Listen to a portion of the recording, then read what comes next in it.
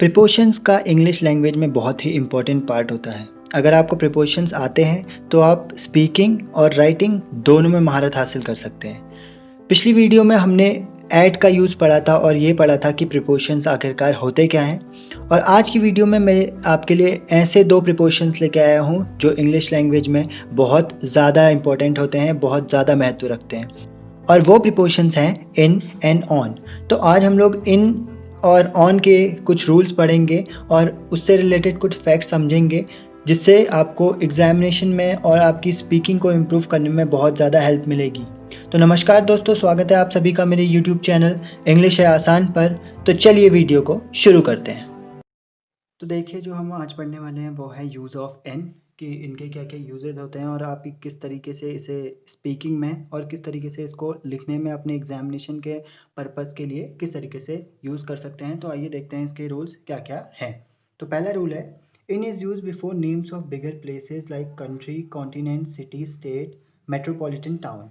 तो इसके समझते हैं कि जो इन होता है वो बड़ी बड़ी प्लेसेस के आगे यूज़ होता है, जो कि कंट्री, जिसके अंदर इंक्लूडेड होती हैं कंट्रीज़, कॉन्टिनेंट, महाद्वीप, सिटी जैसे शहर हो गए, स्टेट हो गए, राज्य, और मेट्रोपॉलिटन टाउन। यानी तो उसके एग्जांपल्स हैं, इंडिया इज़ इन एशिया, यानी कि जो इंडिया कंट्री है वो किसके अंदर आता है, एक कॉन्टिनेंट के अंदर आता है जो है एशिया। तो एशिया एक बहुत बड़ी प्लेस है जिसके अंदर कंस्टिट्यूट होता है इंडिया, जो एक कंट्री है। वैसे ही अगला example, we live in India, हम इंडिया में रहते हैं।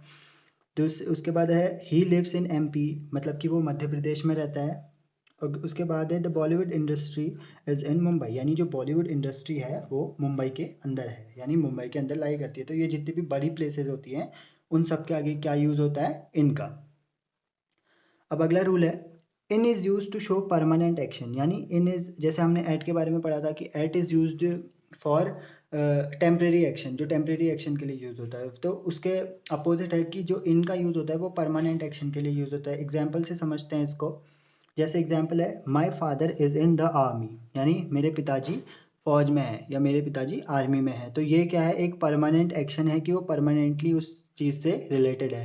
वैसे ही अगला है कि कालीन भैया is in the politics of Mirzapur, मतलब कि वो जो कालीन भैया है वो पॉलिटिक्स से रिलेटेड है मिर्ज़ापुर की। उसका अगला है, he is in the navy, यानी जो वो कोई व्यक्ति है वो नेवी में है। तो इस तरीके से परमानेंट एक्शन, मतलब किसी इंसान के परमानेंटली कंस्टिट्यूट करने के लिए, किसी या परमानेंटली रिलेट करने के लिए किसी भी जॉब से या किसी भी चीज़ से, हम इनका यूज़ करते हैं किसी परमानेंट एक्शन के लिए, उसको शो करने के लिए। जो उसके बाद अगला रूल है, in is use before time expressing words, month name, season names, years, centuries, ages. तो इनका जो यूज़ होता है वो किस किस के आगे होता है, मंथ नेम के आगे, यानी जो महीनों के नाम होते हैं, सीजन्स होते हैं जैसे समर, विंटर हैं और बहुत सारे सीजन्स हैं। वैसे ही ईयर्स यानी सालों के आगे, जैसे 1947, 1857, 1926, 1942, तो इस तरीके से और सारे ईयर्स के आगे। सेंचुरीज सदियों के आगे।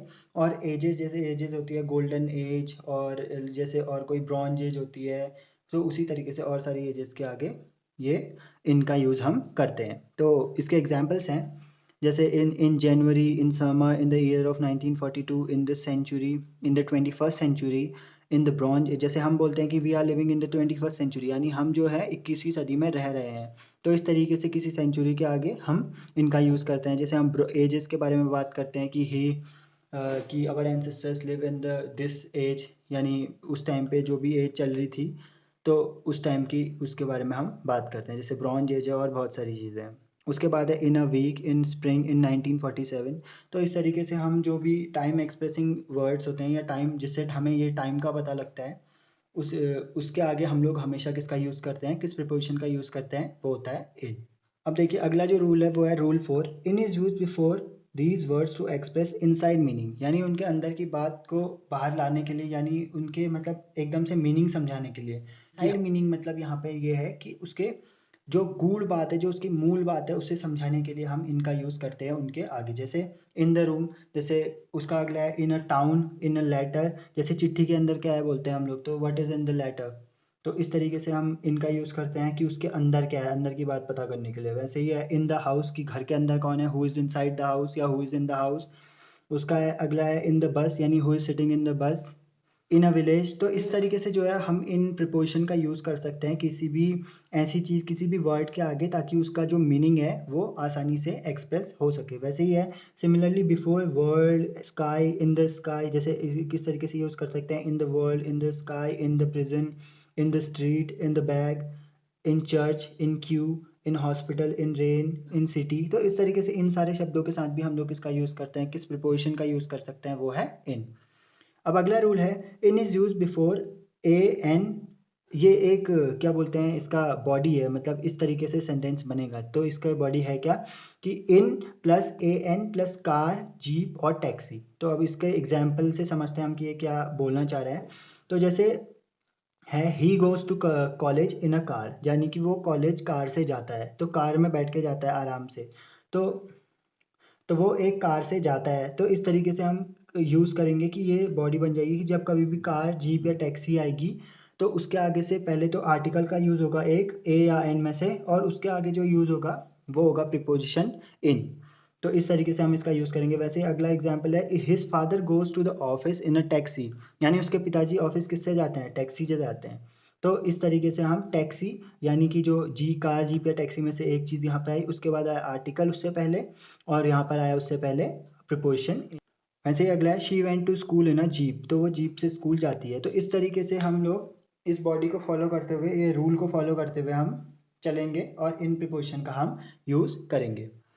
उसके बाद अगला है in is use before possessive adjectives and plus car, taxi, jeep. तो ये भी एक तरीके का मतलब रूल है, बॉडी है इस सेंटेंस की कि किस तरीके से होगा। पजेसिव एडजेक्टिव, पजेसिव मतलब वो होता है कि अपनापन, जब हम लोग किसी चीज़ को अपना बताते हैं में वो होती है पजेसिव। पजेसिव कंडीशन वो होती है, मतलब उसमें हम जब पजेसिव केस होता है तो उस चीज़ में डिनोट ये करना चाहते हैं कि ये चीज़ हमारी है। तो इस तरीके से हम पजेसिव एडजेक्टिव्स के साथ इनका यूज़ करते हैं। जैसे एग्जाम्पल से समझते हैं he is sitting in his car, यानी वो अपनी कार में बैठा हुआ है। अपनी, जहाँ पर अपना शब्द आता है वो पजेसिव केस होता है। वैसे ही है she goes to school in her jeep, यानी वो जीप स्कूल जाती है अपनी जीप से। तो इस तरीके से वो पजेसिव केस हुआ। और उसके बाद थर्ड एग्जाम्पल है Lachhu is going to college in his taxi, यानी लच्छू जो है वो कॉलेज अपनी टैक्सी से जा रहा है। तो इस तरीके से हम इनका यूज़ करेंगे। अब बात करते हैं सबसे इंपॉर्टेंट रूल की, कि मैंने आपको एक पिछले जो वीडियो थी उसमें एक चीज़ बताई थी कि जो सिटीज़ होती है, सिटी के आगे हम लोग एट का यूज़ भी करते हैं, और सिटी के आगे मैंने यहाँ पर बताया रूल 1 में कि सिटी के आगे हम लोग इनका यूज़ भी करते हैं। तो अब आप ये सोचेंगे, ये कन्फ्यूज़न होगा कि इनका यूज़ और एट का यूज़ अगर सिटीज़ के आगे हो रहा है तो हम किस किस कंडीशन में इन और एट का यूज़ करेंगे किसी भी सिटी के नाम के आगे। तो अब देखिए इसका सिंपल रूल होता है कि जब आप किसी को बता रहे हैं या कहीं पे ये डिनोट कर रहे हैं कि मैं या आप सिटी के अंदर हैं, या कोई व्यक्ति सिटी के अंदर रह रहा है या अभी है वहाँ पर मौजूद, सिटी, किसी सिटी के अंदर।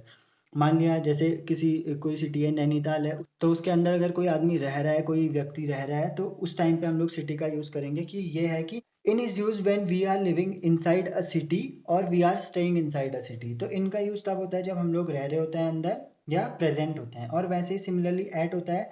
एट का यूज़ कब होता है, at is used with city when it is considered as a single point. जब हम किसी सिटी को एक सिंगल पॉइंट की तरह कंसिडर करते हैं तो तब हम लोग किस चीज़ का यूज़ करते हैं, एट का।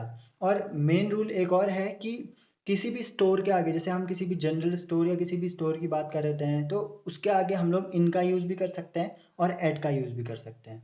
तो ये जो 2-3 रूल्स थे मैंने आपको बताए हैं, ये बहुत ज़्यादा इंपॉर्टेंट हैं। तो इससे आप लोग समझ सकते हैं कि इनका यूज़ किस तरीके से आपको करना है। देखिए अगला जो हम लोग टॉपिक पढ़ने वाले हैं वो है यूज़ ऑफ ऑन। और इन और ऑन को एक साथ पढ़ाने का मेन रीज़न ये है कि जो इन और ऑन होते हैं वो दोनों हमेशा रेस्ट को डिनोट करते हैं। यानी आप कभी भी बात करेंगे कि मैं अपनी गाड़ी से जाता हूँ, आप अपनी गाड़ी से जा रहे हैं, इसका मतलब ये है कि आप गाड़ी के अंदर बैठे हैं और आप रेस्ट की पोजीशन में हैं और आपकी गाड़ी चल रही है। तो इन और ऑन का यूज़ हमेशा याद रखिएगा कि तब होता है जब हम लोग रेस्ट को डिनोट करते हैं। तो इन और ऑन का यूज़ हमेशा रेस्ट को डिनोट करने के लिए होता है। अब देखिए रूल 1 है on is use to express the sense of place touch. इसे समझते हैं हम लोग। देखिए एग्जाम्पल से कि प्लेस टच से कहना क्या जा रहा है। There are 2 books on the table, यानी किसी चीज़ पे कोई चीज़ टच हो रही है तो उस टाइम पे हम लोग किसका यूज़ करेंगे, ऑन का। तो प्लेस टच का मतलब ये है कि किसी प्लेस से किसी भी जगह पर कोई भी, मतलब एक हिंदी में समझ सकते हैं कि स्थान स्पर्श, यानी स्थान स्पर्श से मतलब ये है कि किसी प्लेस पे कोई चीज़ टच हो रही है। तो एग्जाम्पल से समझ लिया कि he was carrying a suitcase on his head, यानी वो अपने सर पर एक सूटकेस लेके चल रहा है। तो ये किसी प्लेस पे कोई चीज़ टच हो रही है। तो इस तरीके से प्लेस टच को डिनोट करने के लिए, एक्सप्रेस करने के लिए हम लोग किसका यूज़ करेंगे, ऑन का यूज़ करेंगे। अब अगला रूल है on is use before time expressing words. जैसे हमने इनमें पढ़ा था कि इन जो होता है वो भी टाइम एक्सप्रेसिंग वर्ड्स को यूज़ करने के लिए होता है, तो ऑन भी जो होता है वो टाइम एक्सप्रेसिंग वर्ड्स को डिनोट करने के लिए या से पहले यूज़ होता है। तो इस तरीके से इस एग्जाम्पल से समझते हैं कि कैसे यूज़ होता है। जैसे on Monday, on the same day, on Sunday evening. और उसका अगला एग्जाम्पल है Mirzapur season 2 will release on 23rd of October. तो ये जो होता है वो डेज़ के आगे, और जैसे कोई वो है जैसे मंडे है, जैसे डेज़ है मंडे, संडे, ट्यूसडे, वेडनेसडे, तो डेज़ के आगे यूज़ होता है। और एक कोई पर्टिकुलर अगर डेट है तो उसके आगे हमेशा आप ऑन का यूज़ करेंगे। तो इस तरीके से ऑन का यूज़ कर सकते हैं। अब रूल थर्ड है on is use with given phrases, यानी जो ये जो फ्रेज दे रखे हैं इनके आगे ऑन का यूज़ होता है। जैसे on a list, on the first floor, on the right, on a farm. तो ये सिंपल रूल है कि ऑन का यूज़ किस लिए होता है, इन सारे फ्रेजेस के आगे। तो अब देखिए रूल नंबर 4 है on is use to express sense of permanent member of any institution और एसोसिएशन। यानी किसी भी हम लोग परमानेंट कोई भी एसोसिएशन है, जैसे कोई भी बड़ी वो है ऑर्गेनाइजेशन है, उससे रिलेटेड अगर हम बताएंगे कि ये कोई भी, जैसे हमने बोला कि इंडिया ब्रिक्स एसोसिएशन का एक मेंबर है, तो उसको हम लोग किस तरीके से बोलते हैं, एग्जाम्पल से समझते हैं कि he is on the staff of BPSC, यानी वो जो है वो बीपीएससी के स्टाफ में है। तो हम इस तरीके से इसका किसी भी, वैसे ही हम बोल सकते हैं कि he is on the staff of UPSC, और India is on the panel of BRICS. तो इस तरीके से हम लोग एग्जाम्पल्स में और इस चीज़ का रूल को फॉलो कर सकते हैं। अगला रूल है on is use before A and the. ये भी एक तरीके से बॉडी आपको सेंटेंस में दे रखा है कि ये रूल है, इसे किस तरीके से फॉलो करना है। देखिए ए एंड द प्लस बस और ट्रेन और एरोप्लेन और शिप। तो एग्जाम्पल से समझते हैं ही वॉज ऑन अ बस, अ ट्रेन, अ प्लेन या शिप। तो इस तरीके से आप ऑन का यूज़ कर सकते हैं किसी भी बस, ट्रेन, प्लेन या शिप के आगे किसी भी सेंटेंस को बनाने में। और अगर इस तरीके का आपको सेंटेंस दिया है और वहाँ पर स्पॉटिंग एरर है, तो वहाँ पर ऑन नहीं दिया होगा या कोई आर्टिकल नहीं दिया होगा, तो इस तरीके से आप जज कर सकते हैं कि कौन से मतलब पार्ट में ABCD में से कौन से पार्ट में मिस्टेक है, और प्रिपोजिशन में आप आसानी से इसमें नंबर गेन कर सकते हैं। अब अगला है rule 6 on is use before possessive adjectives. अब पॉजेसिव एडजेक्टिव मैंने आपको बताया पिछले उसमें कि पॉजेसिव मतलब अपना, जब हम किसी चीज़ को अपना बोल रहे होते हैं तो उसमें पॉजेसिव केस होता है। तो देखिए इस एग्जाम्पल से देखते हैं he goes to school on his scooter motorcycle. तो जब अपनी बात करते हैं, अपनी किसी चीज़ से रिलेट करते हैं, तो हम इस तरीके से यूज़ कर सकते हैं एग्जाम्पल में। अब देखिए अगला रूल है rule 7 on is use before foot, horse back, a horse, a camel, camel's back, an elephant, elephant's back. यानी पीठ, उसकी पीठ, एलिफेंट की पीठ, वैसे यहाँ पर कैमल की पीठ, यहाँ पर हॉर्स की पीठ। और बफेलो या बफेलोज बैक, यानी जो बफेलो मतलब भैंस होती है तो भैंस की पीठ। तो इसे एग्जाम्पल से समझते हैं कि ही वॉक्स ऑन फुट, यानी वो अपने पैरों से चल के जाता है, यानी वो अपने पैरों पे चल रहा है। ठीक इस तरीके से यूज करेंगे। वैसे अगला है he is sitting on the horse back, यानी वो घोड़े की पीठ पर बैठा है। अब इस एग्जाम्पल से मैंने आपको बताया था कि जो ऑन और इन होता है उसका यूज होता है रेस्ट को डिनोट करने के लिए। तो अब देखिए he is sitting on the horse back, यानी वो जो व्यक्ति है, कोई भी व्यक्ति है, वो उसकी पीठ पर बैठा हुआ है, वो कोई मूवमेंट नहीं कर रहा और वो कोई मोशन नहीं कर रहा है, वो रेस्ट पे है। बस जो चलेगा वो कौन चलेगा, वो घोड़ा चलेगा। तो इस तरीके से ये सारे जो मेन बेसिक रूल्स हैं मैंने आपको बताया, जो कि आपके एग्जाम्स में हेल्पफुल हो सकते हैं, और इस तरीके से आप प्रीपोजिशंस का यूज़ कर सकते हैं। तो इस वीडियो को यहीं पर एंड करते हैं। होप आपको ये रूल्स समझ आ गए होंगे। आने वाली अगली वीडियो जो होगी वो बेस्ड होगी इनटू और अपॉन प्रीपोजिशन पे, जिसका लिंक आपको डिस्क्रिप्शन बॉक्स में मिल जाएगा। तब तक के लिए आप इस वीडियो के रूल्स समझ सकते। So thanks for watching the video. Please like, share, और आपके कोई भी कमेंट या क्वेरी होती है तो आप कमेंट बॉक्स में कमेंट कर सकते हैं।